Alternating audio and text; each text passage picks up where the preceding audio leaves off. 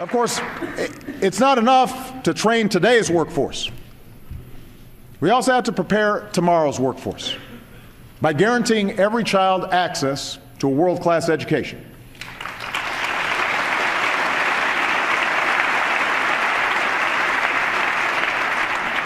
As Steven Rodriguez couldn't speak a word of English when he moved to New York City at age 9. But last month, thanks to the support of great teachers and an innovative tutoring program, he led a march of his classmates through a crowd of cheering parents and neighbors from their high school to the post office where they mailed off their college applications. And this son of a factory worker just found out he's going to college this fall.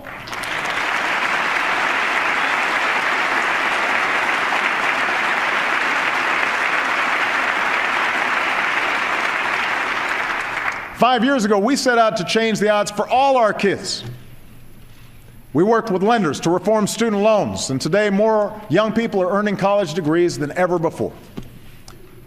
Race to the Top, with the help of governors from both parties, has helped states raise expectations and performance. Teachers and principals in schools from Tennessee to Washington, D.C. are making big strides in preparing students with the skills for the new economy. Problem solving, critical thinking, science, technology, engineering, math. Now, some of this change is hard.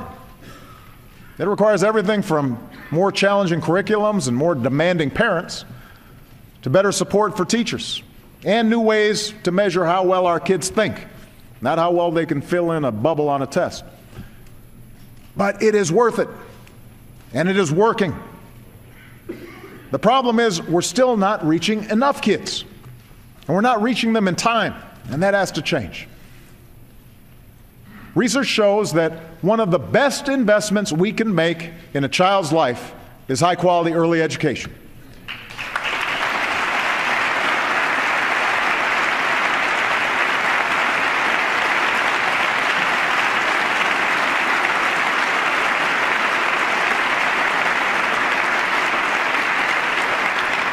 Last year, I asked this Congress to help states make high-quality pre-K available to every 4-year-old.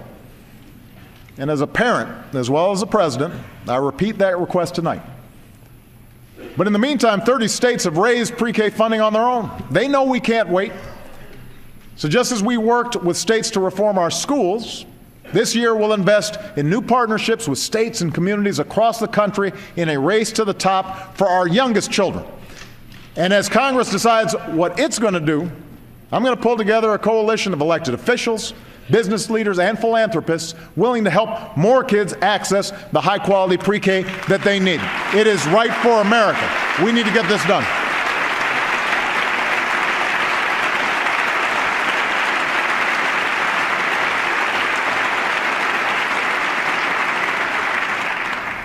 Last year, I also pledged to connect 99% of our students to high-speed broadband over the next 4 years.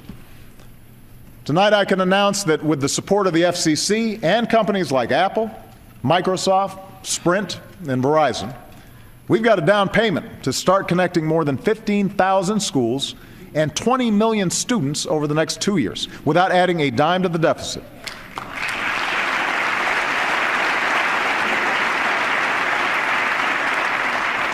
We're working to redesign high schools and partner them with colleges and employers that offer the real-world education and hands-on training that can lead directly to a job and career. We're shaking up our system of higher education to give parents more information and colleges more incentive to offer better value so that no middle-class kid is priced out of a college education. We're offering millions the opportunity to cap their monthly student loan payments to 10% of their income. And I want to work with Congress to see how we can help even more Americans who feel trapped by student loan debt.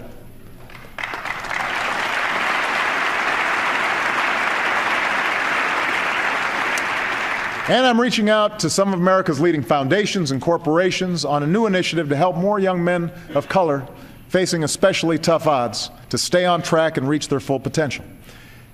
The bottom line is, Michelle and I want every child to have the same chance this country gave us.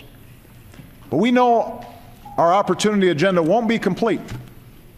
And too many young people entering the workforce today will see the American dream as an empty promise, unless we also do more to make sure our economy honors the dignity of work and hard work pays off for every single American.